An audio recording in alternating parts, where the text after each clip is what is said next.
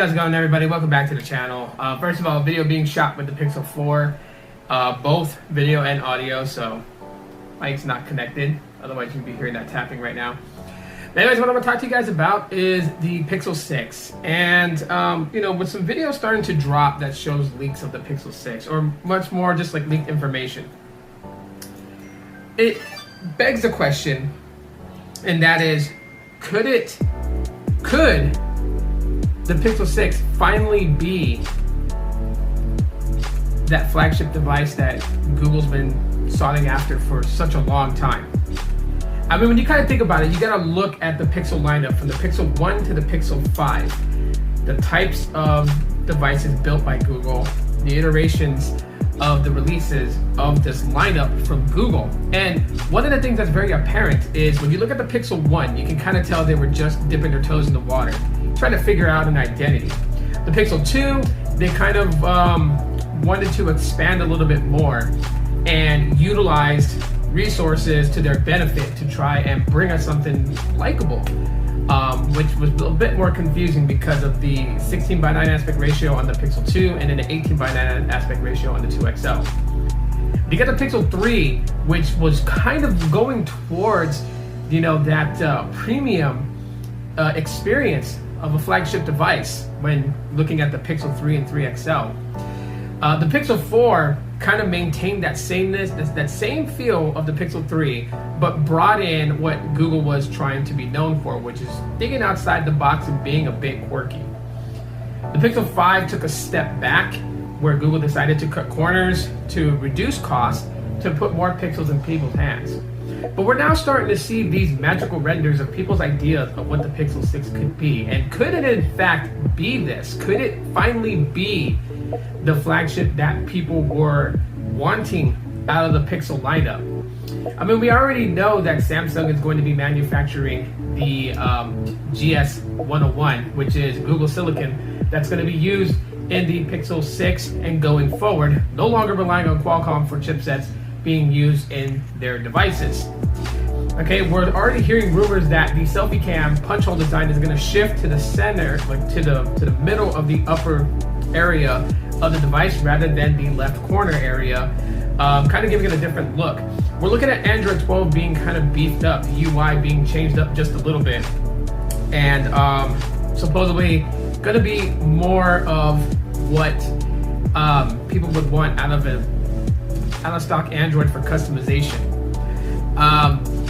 Now, taking into consideration all that, could Google finally pull it off this year? Could they finally make a device that the geeks are not going to be the only ones interested in, but it will be appealing to the everyday consumer?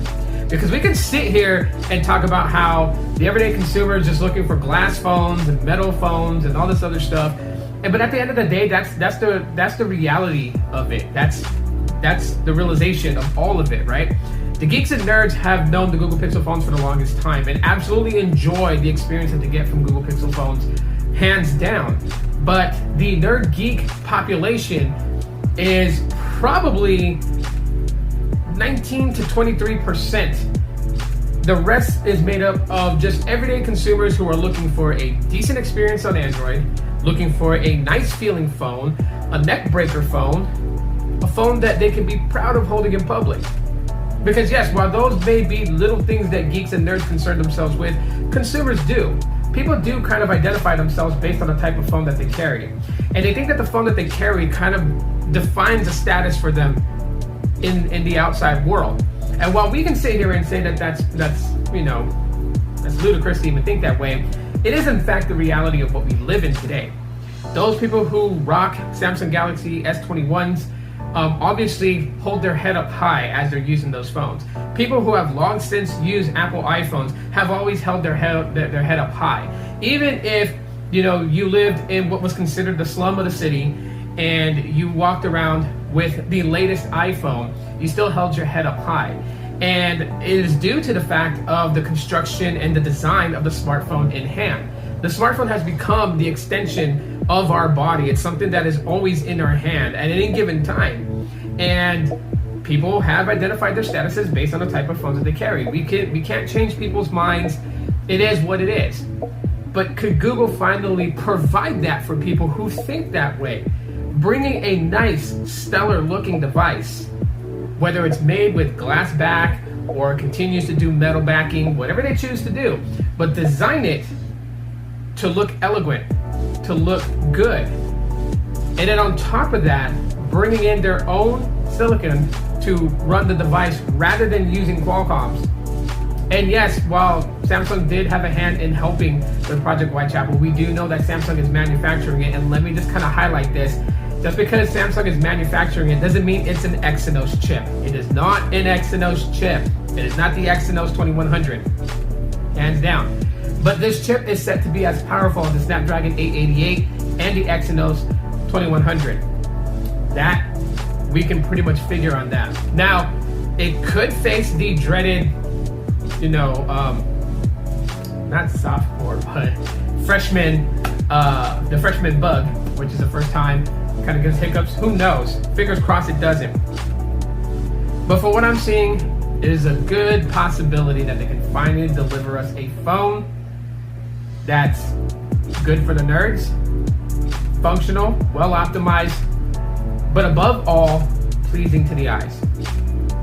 Let me know what your guys' thoughts are in the comment section of the video. If you enjoyed today's video, smash that like button. Really helps circulate it.